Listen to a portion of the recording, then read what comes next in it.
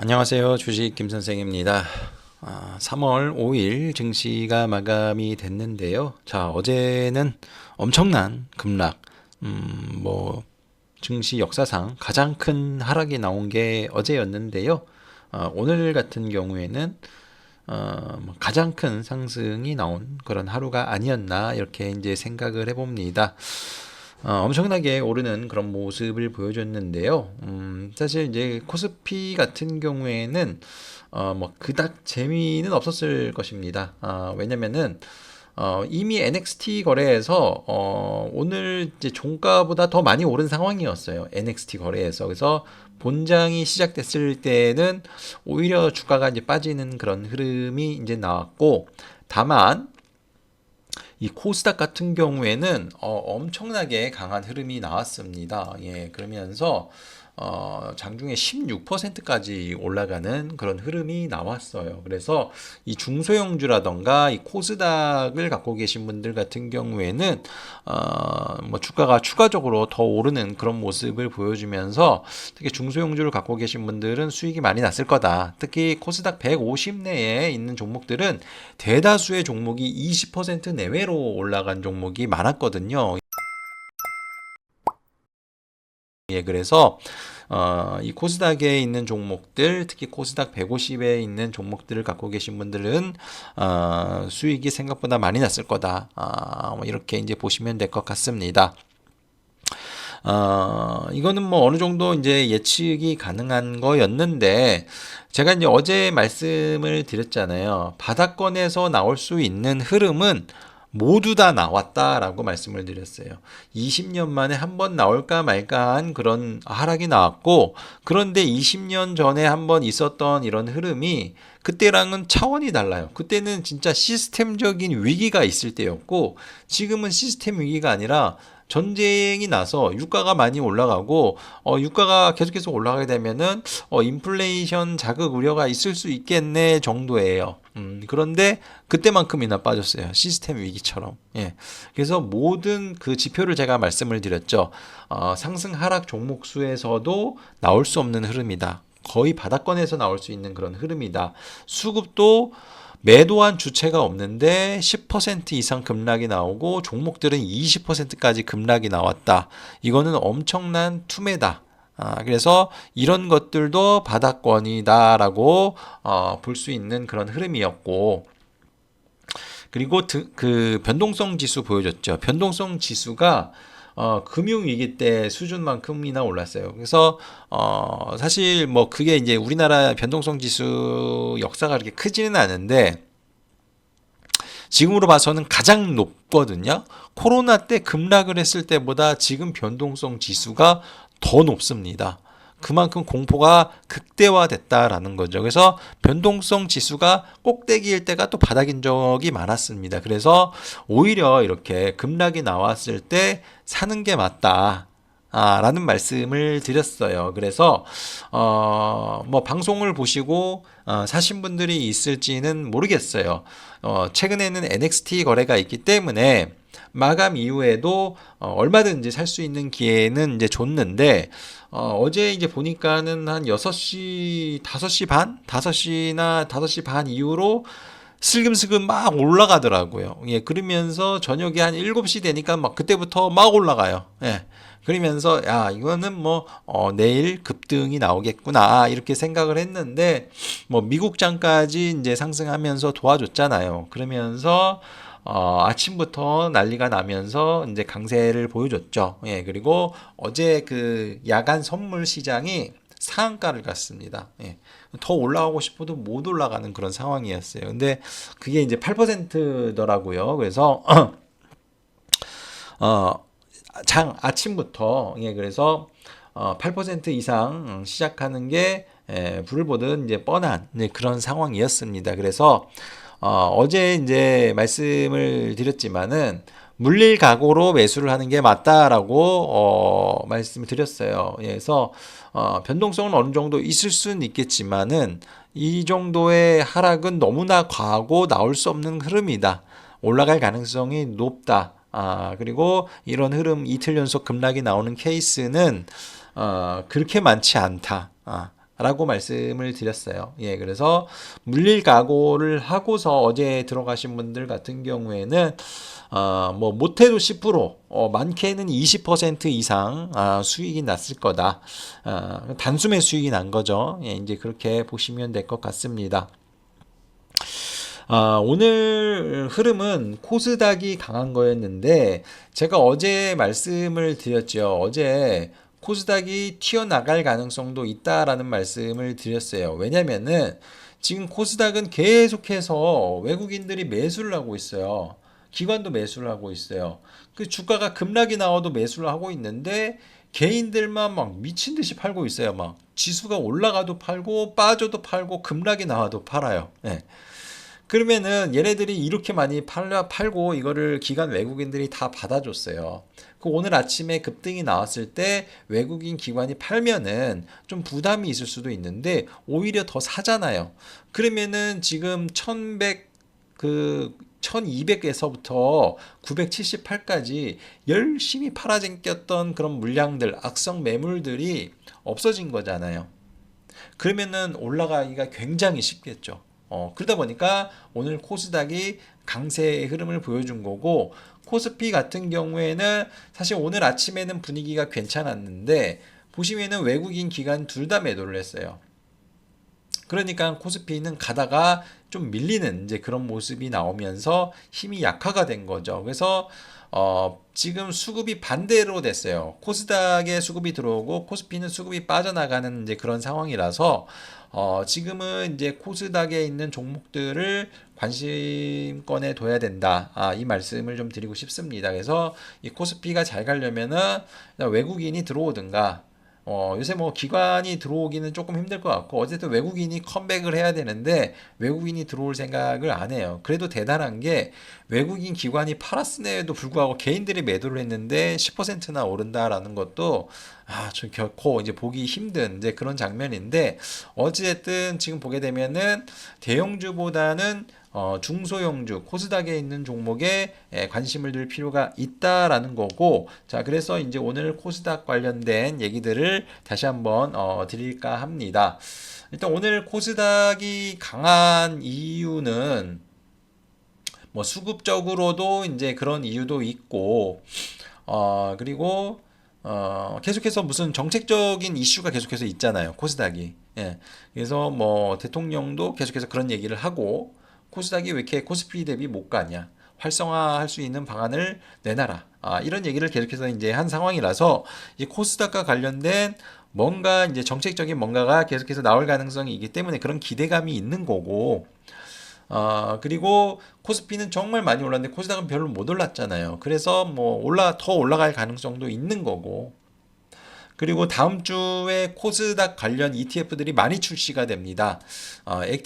코스닥 액티브 펀드 ETF인데 요새 ETF 시장이 워낙 커지고 거래량이 엄청나게 많이 늘어난 그런 상황이기 때문에 아마 그 ETF가 출시가 되면 거기에 수급이 많이 들어갈 가능성이 높아요. 그러면은 거기에 ETF가 많이 들어가면은 당연히 코스닥에 있는 종목들이 올라갈 수밖에 없거든요. 그러면은 코스닥이 올라가겠죠. 그러니까 이제 그런 걸 아니까 미리미리 그걸 알고서 미리미리 코스닥 시장이 수급이 들어오면서 올라가고 있다. 이렇게 이제 생각을 하셔도 된다라는 거죠. 그렇기 때문에 지금 오늘과 같은 흐름이 나오고 있는 게 아닌가. 그리고 뭐 오늘 보게 되면은 코스닥에서 반도체 소부장 종목들이 어마어마하게 강한 그런 흐름이 나타났거든요. 그래서 오늘 반도체 소부장 종목이 되면 20% 가까이 오른 종목이 굉장히 많았어요. 이게 지금 장 막판에 지수가 조금 빠져가지고 그렇지 사실 20% 넘게 올라가는 종목이 한 3, 40개 된 것 같아요. 이런 흐름을 본 적이 없습니다. 그만큼 반도체 소부장이 굉장히 강했다라는 건데 어찌됐든 현재 코스피 쪽에서 주도주 역할을 하는 애들이 반도체잖아요. 근데 이제 중소형주 같은 경우에는 뭐 좋은 모습을 보여준 종목도 있고 아닌 것도 있는데 사실 뭐 코스피에 있는 종목보다 덜 오른 건 맞거든요. 그래서 이쪽에 이제 수급이 강하게 들어가는 게 아닌가 이런 생각이 좀 듭니다. 그래서 뭐 삼성전자, 뭐 하이닉스도 최근에 보면 뭐 지속적으로 올라갔잖아요. 매일같이 막 쭉쭉쭉 올라가는 흐름이 나왔잖아요. 그런 흐름이 코스닥에서 그리고 반도체 소부장 종목에서 나올 가능성이 높은 게 아닌가라는 이제 그런 생각이 드는 거죠. 그래서 이 코스닥 관련된 반도체 소부장이 20% 넘게 오르는 이런 종목들이 대거 나타났다. 이렇게 이제 보시면 될 것 같아요. 그래서 우리 코스닥에 있는 종목들 최근에 좀 많이 소외됐는데 한번 뭐 개인들도 많이 털리고 뭐 얼마 전에 신고 갔다가 다시 제자리에 왔거든요. 그래서 한번 기대를 해보자. 이제 이 말씀을 좀 드리고 싶습니다. 그렇다면은 이 코스닥에 있는 종목 중에 어느 쪽을 관심을 가져야 되는가? 너무나 쉽습니다. 너무나 쉬운데 복잡하게 생각을 하시니까 안 되는 거예요. 제가 계속해서 말씀을 드리지만 강세장에서는 이런저런 생각을 많이 하시면 안 돼요. 일단 강세장에 들어갔다. 종목들이 막 미친 듯이 올라가고 전혀 급등을 할 수 없는 그런 종목들이 급등세를 보여주는 흐름이 나오는 그런 시장에 진입을 하게 되면은 기존에 가졌던 그런 이상한 생각들을 버리셔야 돼요. 부정적인 생각들을 그냥 무조건 간다라고 생각을 하시고 접근을 해주시는 게 훨씬 더 성과가 좋습니다. 그래서 어제 같은 경우도 이틀 연속 급락이 나오는데 뭐 매도 수급도 없고 역사상 처음 나오는 급락이고 시스템 위기도 아니고 무조건 일단은 물릴 각오하고 들어가라고 말씀을 드렸잖아요. 이런 흐름이 나올 가능성이 높기 때문에 어제 그냥 들어가시다. 물릴 각오 하시고 그냥 들어가시다. 라고 말씀을 이제 드린 거예요. 그래서 그 결과가 사실 코스피 쪽에 나타나지 않을까 싶었는데, 이제 코스닥에 이제 나타난 거고, 일단 바닥권에서 질질 끌고 안 올라오는 종목들은 하지 마세요. 예. 그래서 어제도 말씀을 드린 게 내 종목 중에 지금까지 못 올라가고 빌빌 기고 강세장에도 못 올라가고 그런 종목들 과감하게 정리를 하시라고 말씀을 드렸잖아요. 그래서 주도 섹터로 갈아타시다라는 말씀을 드렸는데 그런 종목들은 오늘도 못 가요. 그러니까 빠질 때는 다 같이 엄청나게 빠져요. 어제 같은 경우엔 대부분의 종목이 10% 20%씩 빠졌는데 안 그래도 안 좋은 종목이 그렇게 빠진 애들은 올라올 때 10% 20% 올라와야지 정상인데 그 정도로 못 올라옵니다. 예. 그렇기 때문에 과감하게 이제 정리를 하시라고 이제 말씀을 드리는 거고 스위칭 하시라라는 말씀을 드린 거고 그리고 단순하게 생각을 하라고 말씀을 드렸죠. 예. 그래서 이런 때에는 단순하게 생각하십시오. 지금 코스닥이 많이 오르는 거는 정책적인 지원, 아까 전에 말씀을 드린 대로, 그리고 수급이 이쪽이 훨씬 더 좋다. 그리고 ETF, 코스닥 ETF 많이 나온다. 상대적으로 덜 올랐다. 이제 저가 메리트. 자, 이런 거예요. 요새 시장의 특징은 ETF란 말이에요. ETF의 시장에 돈이 어마어마하게 들어옵니다. ETF가, 코스닥에 있는 ETF가, 볼 수 있는 게, 뭐, 반도체 ETF, 혹은 코스닥 150 ETF, 코스닥 뭐 150 레버리지 ETF 뭐 이 정도밖에 없어요. 예. 그래서 이게 뭔가 압축을 해서 하는 그런 ETF가 별로 없습니다. 뭐 그나마 이제 바이오 쪽이 그나마 좀 해당이 될 수 있겠죠. 2차 전지나. 예. 그런데 보게 되면은 바이오 같은 경우에는 일부 종목만 올라가는 놈만 올라가고 2차 전지도 최근에 에코프로가 좋죠. 올라가는 놈만 좀 좋고 아닌 종목은 아니에요. 그래서 그런 ETF를 갖고 계시면은 어떤 바이오주나 어떤 2차 전지를 갖고 있느냐에 따라서 어떤 ETF는 잘 가는데 어떤 ETF는 못 가는 그런 게 나올 수가 있거든요. 근데 액티브 ETF가 나오게 된다라면은 몇몇 종목을 압축을 해서 투자를 하기 때문에 성과가 더 날 수가 있는 거죠. 예. 근데 그런 것들은 대다수가 코스닥 150에 속하거나 코스닥 150에 속하지 않는다 하더라도 어느 정도 코스닥의 시가총액 상위 종목에 있는 종목들 위주로 편입이 될 가능성이 있어요. 그래서 뭐 지금 보면 코스닥 150, 코스닥 150 레버리지에도 돈이 많이 들어와요. 기본적으로 코스닥 150위권 안에 있는 그러한 ETF를 선택을 하셔야 된다라는 거고, 또 액티브 펀드가 ETF 같은 경우에는 그 150 내에 핵심이 되는 몇몇 종목만 들어가는 거고, 그리고 뭐 여타 반도체나 이렇게 막 들어가잖아요. 그러면은 이들을 종합을 하게 되면은 공통적으로 최근 이슈가 가장 많은 데가 반도체예요. 반도체 ETF가 어마어마하게 많이 있습니다. 예. 근데 거기에 반도체 소부장 종목들이 다 들어가 있어요. 거기다가 코스닥 150에 수급이 들어온다. 그럼 코스닥 150위 안에 반도체 ETF 종목들이 또 많이 들어 있어요. 그러면은 두 군데에서 수급이 들어오죠. 액티브 ETF까지 들어와요. 그럼 액티브 ETF에도 분명히 반도체 소부장 ETF들이 몇 개 있을 거예요. 그러면은 요 세 개에 속하는 종목들 같은 경우에는 수급이 많이 들어오면은 급등세를 보여줄 수밖에 없다라는 겁니다. 그러니까는 계속해서 올라가는 종목, 시가총액이 높은 종목들 위주로 보시라고 말씀을 드리는 거예요. 뭐 시가총액이 낮은 종목들, 뭐 잡준이 뭐 이름 없는 종목들, 실적이 안 나온 종목들, 이런 종목을 하실 필요가 없어요. 그런 종목 해봐야 스트레스만 쌓입니다. 예. 많이 빠질 땐 많이 빠지고 올라갈 때는 잘 올라가지도 않고, 예. 그렇기 때문에 이런 종목을 자신 있게 하셔야 된다라는 거예요. 강한 종목이 다 강한 이유가 있는 것입니다. 그래서 지금 같은 시장은 오늘 같이 반등이 첫 번째로 나오는 강하게 나오는 이런 시장에서 제일 강한 종목을 그냥 쫓아가는 그런 매매를 하시면은 생각보다 수익이 굉장히 많이 나요. 예. 그래서 오늘 그런 모습을 보여준 게 20% 이상 오른 종목들이죠. 그래서 이런 종목들이 아침에 눈에 딱 들어오거든요. 그러면은 아침부터 뭐 어제 사신 분들은 바로 20% 수익이 나는 거고, 장중에 사신 분들도 그래도 10%에 가까운 그런 수익이 났을 거다. 이제 이렇게 이제 되는 거죠. 예, 그래서 일단은 코스닥 150위 안에 들어가는 반도체 소부장 종목을 눈여겨 보셔야 된다라는 거예요. 그래서 아닌 종목도 있어요. 아닌 종목도 있는데 오늘 뭐 테크윙이 오늘 상한가 갔죠. 이 종목 보게 되면은 코스닥 150이죠. 예. 뭐 아닌 종목도 있어요. 이런 에이펙트나 뭐 레이저셀 뭐 이런 종목도 있는데, 뭐 레이저셀 이런 거는 시가총액 500밖에 안 되잖아요. 그러니까 이런 종목은 쳐다보지 마시고요. 예.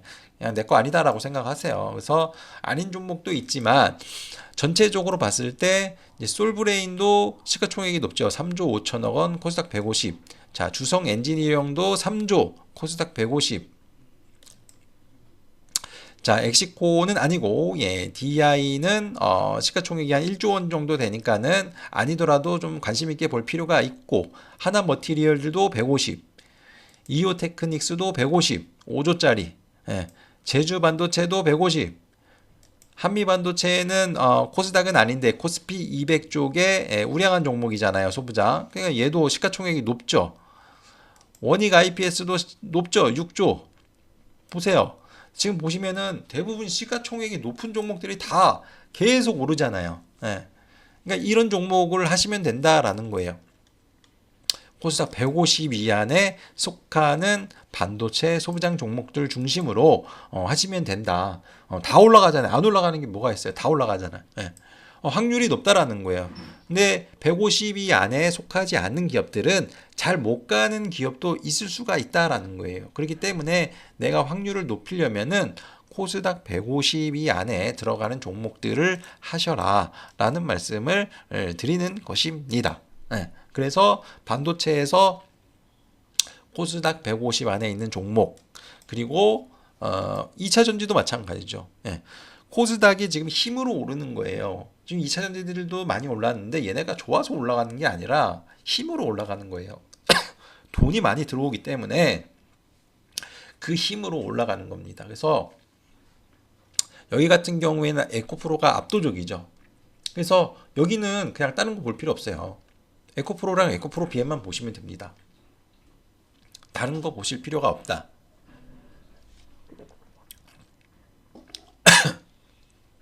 그리고 굳이 뭐 다른 종목 하실 분들은 전고체 쪽 바라보셔라. 예, 그래서 2차 전지 쪽은 뭐 단순하게 에코프로 쪽만 보시면 된다. 이 말씀을 좀 드리도록 하겠습니다.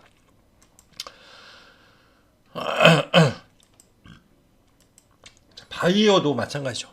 바이오도 시가총액 상위 종목으로만 보시면 돼요. 보시면 ABL 바이오, 삼천당제약 다 시가총액이 높죠. 코스닥 150입니다. 그리고 알테오제는 좀 제외할게요. 예, 얘는 노이즈가 좀 있어서. 그리고 뭐 오스코텍이라던가 삼천당제약, D&D 파마텍, 펩트론, 케어젠, 뭐 올릭스, 예, 얘네도 마찬가지예요. 시가총액이 높은 종목만 갑니다. 예, ST팜도 사실 잘 가는 종목이 아닌데 얘도 코스닥 150 안에 속하니까 굉장히 좋은 모습을 보여주고 있죠. 뭐 보로노이도 여전히 좋은 모습을 보여주고 있고, 그러니까 얘네가 뭐 다른 개별적인 이슈도 분명히 있지만은 기본적으로 코스닥 150에 속하는 그런 종목들만 잘 간다라는 겁니다. 그래서 간단하게 생각을 하십시오. 코스닥 150 안에 속하는 2차전지 대표 종목 에코프로, 에코프로 BM, 바이오 같은 경우에는 ABL 바이오, 삼천당제약, 뭐 오스코텍, 뭐 D&D 파마텍, 펩트론, 뭐 케어젠, 삼천당제약, 보로노이, 뭐 리가캠 바이오,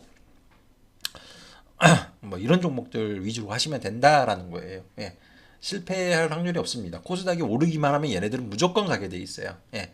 반도체는 좀 많이 있어요. 아까 전에 보시다시피 반도체는 좀 많이 있으니까 그 중에서 이제 고르면 되는데 확률적으로는 2차 전지가 수익이 날 확률이 높다라고 생각을 합니다. 왜냐면은 2차 전지 쪽은 안 좋게 보는데 종목이 몇 개 없어요. 예, 그래서 에코프로 쪽만 보면 되기 때문에 그냥 확률적으로는 에코프로 하나 하셔가지고 성공 확률이 높다. 그 다음이 이제 바이오 반도체. 그런데 정말 잘 가는 거는 반도체, 바이오, 2차 전지 순으로 나오지 않을까. 이렇게 이제 생각을 해보고요. 이거 외에 이제 많이 올랐던 애들이 오늘 우주항공이랑 스테이블 코인입니다. 그래서 우주항공 쪽도 오늘 상한가 들어간 종목이 두 개가 나왔잖아요. 그래서 우주항공 쪽도 이제 좋은데 대장주는 스피어고, 그리고 뭐 기본적으로 시가총액 상위 종목으로 하신다라면은 세트렉 아이, 그리고 인텔리안 테크, 이 정도만 이제 바라보시면 좋을 것 같다. 이 말씀을 드리고, 오늘 그리고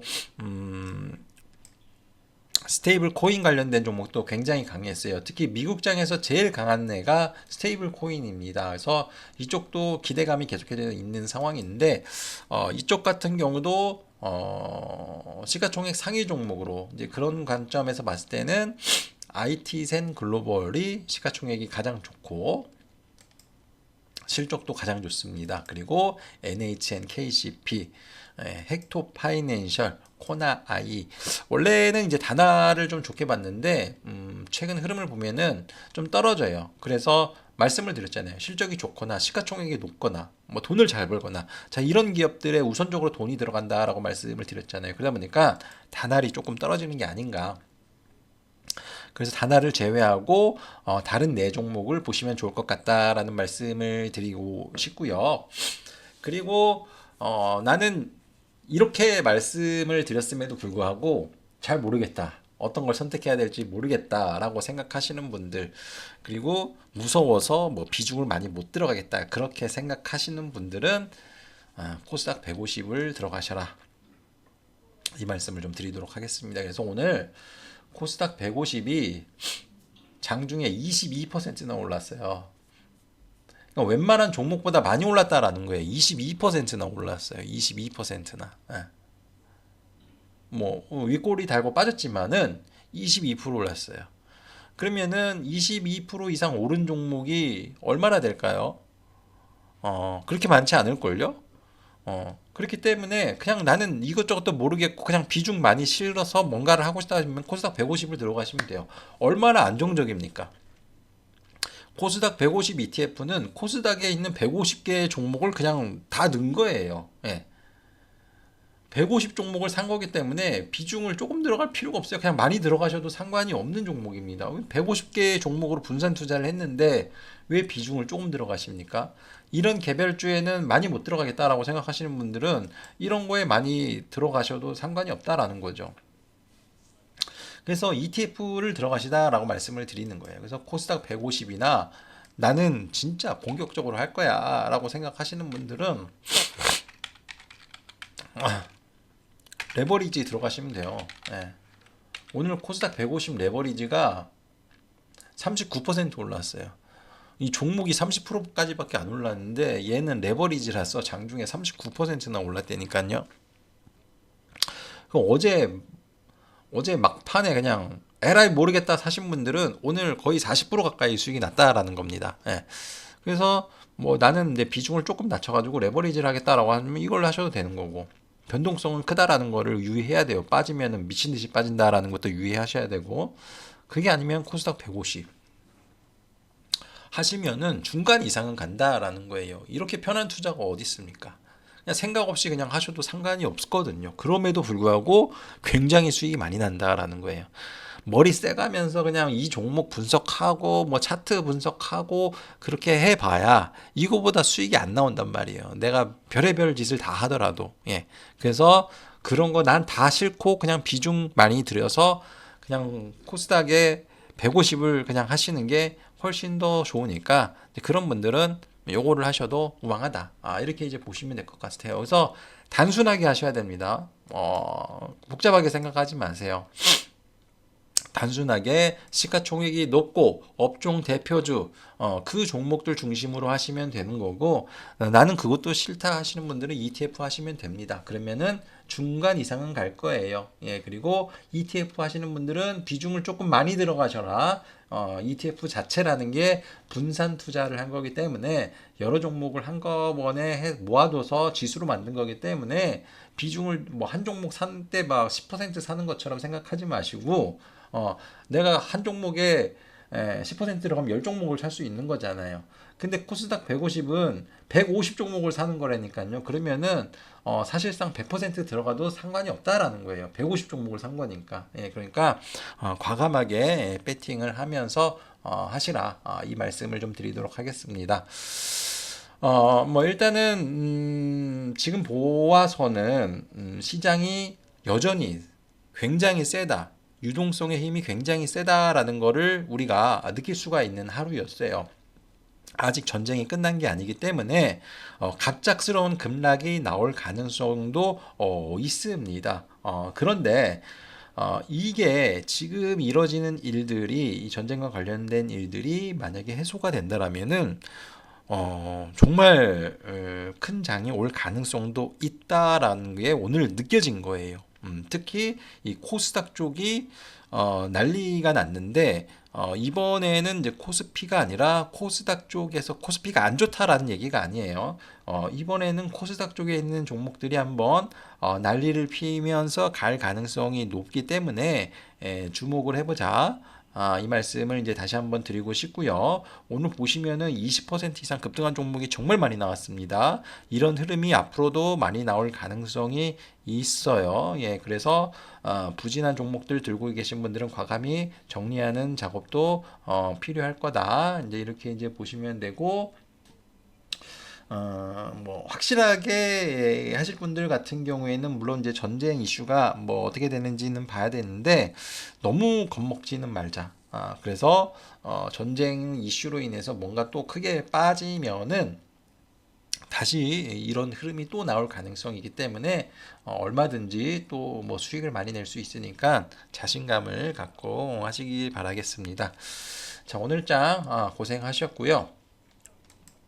뭐 내일은 뭐 아무래도 뭐 너무나 많이 올랐기 때문에 좀 쉬어가는 그런 국면이 나오지 않을까 이렇게 생각이 드는데, 뭐 어찌됐든 또 뭐 좋은 흐름을 기대를 해보도록 하겠습니다. 감사합니다.